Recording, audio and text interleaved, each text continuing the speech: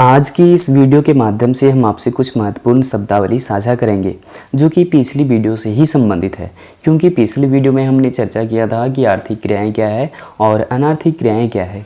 इस बारे में हम विस्तार से बात कर चुके हैं। अगर आपने पिछली वीडियो को नहीं देखा है तो उसका लिंक आपको इस वीडियो के डिस्क्रिप्शन बॉक्स में मिल जाएगा, जहां से वीडियो को आप आसानी से देख सकते हैं।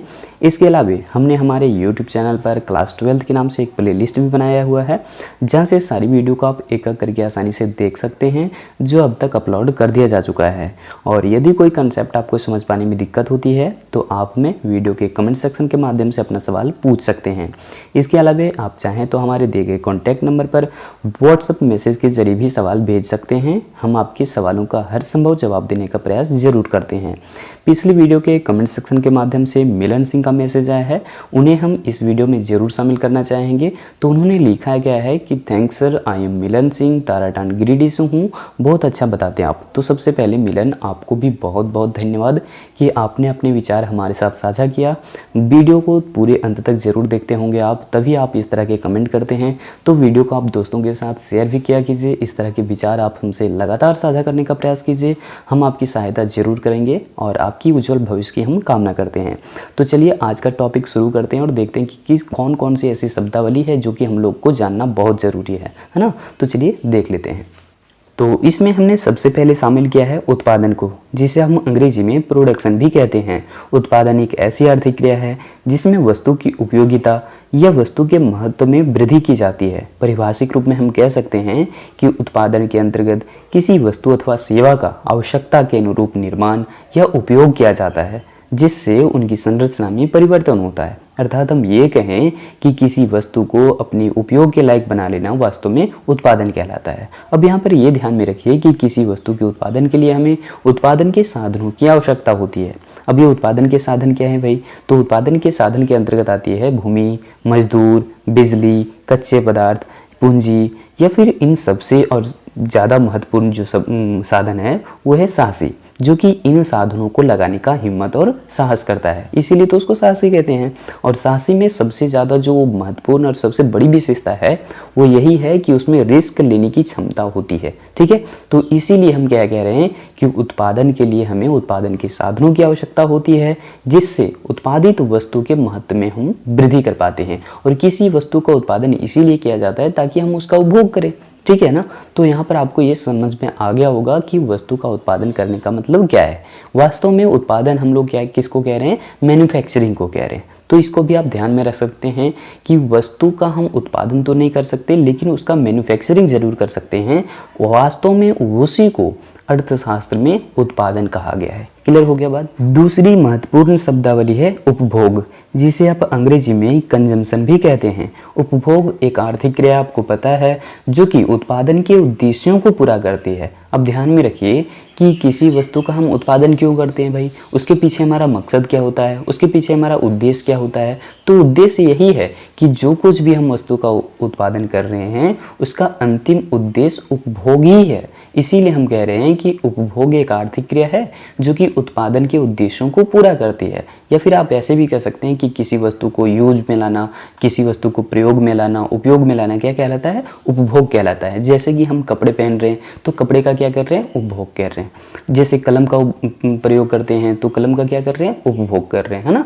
तो खाना खाते हैं, क्या कर रहे हैं? हम उपभोग कर रहे हैं। तो इन सारी तरीके से आप समझ सकते हैं। इसके अलावा आप सेवाओं का भी उपभोग करते हैं। जैसे यदि आप बीमार पड़ जाते हैं तो डॉक्टर की सेवा लेते हैं।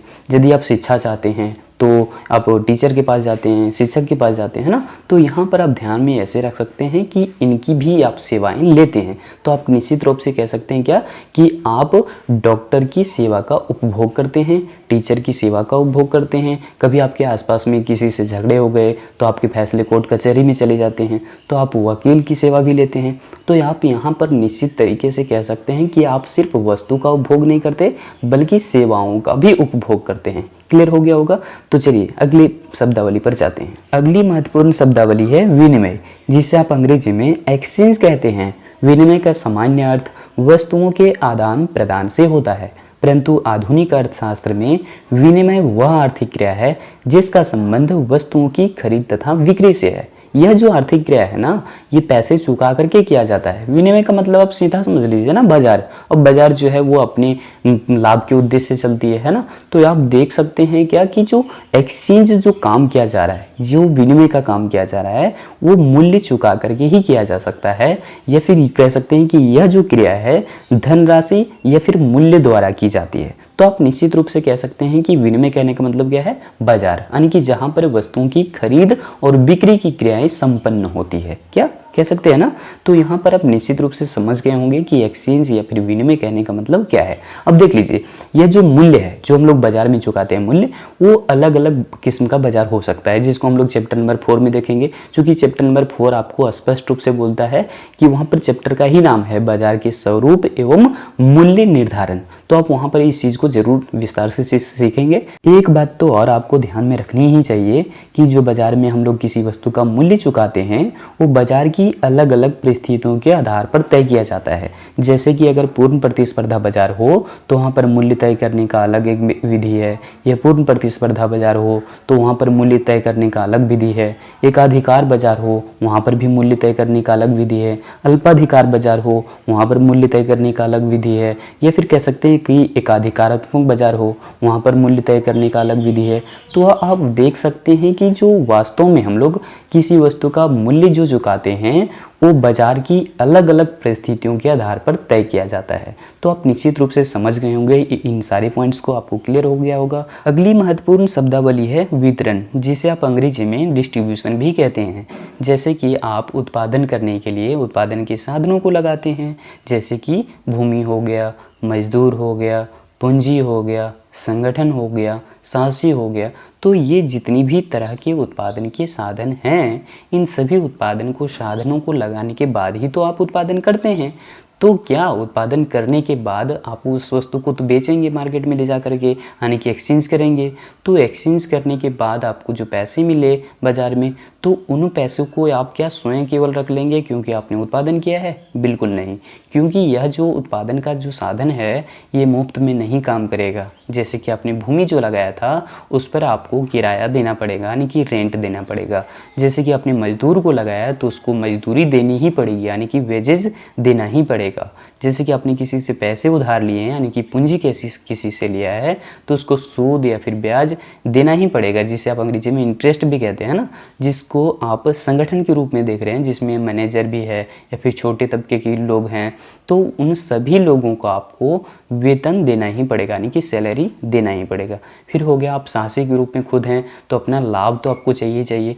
तो यहाँ पर देख सकते हैं कि उत्पादन में उत्पादन के बहुत सारे साधन लगे हुए हैं। तो आप जितनी भी वस्तु का उत्पादन करते हैं उन सभी वस्तु का मूल्य आप स्वयं नहीं रख सकते, बल्कि आपको उस पैसे का या फिर वो जो आमदनी आपको प्राप्त हुई है वो सभी उत्पादन के साधनों के बीच पैसे बांटना ही पड़ेगा। तो वितरण कहने का मतलब है कि उत्पादन के सभी साधनों का अपना अपना मूल्य मिल गया। ठीक है, तो हम उम्मीद करते हैं ये सारी जानकारी आपको अच्छे से समझ में आ गया होगा। मिलेंगे पुनः एक नई जानकारी के साथ अगली वीडियो में। तब तक इस वीडियो को अपने दोस्तों के साथ ज़रूर शेयर कीजिए। और हाँ, अगर आपका कोई सवाल है तो आप हमें इस नंबर पर कॉल या फिर व्हाट्सएप के ज़रिए अपना सवाल ज़रूर पूछिए।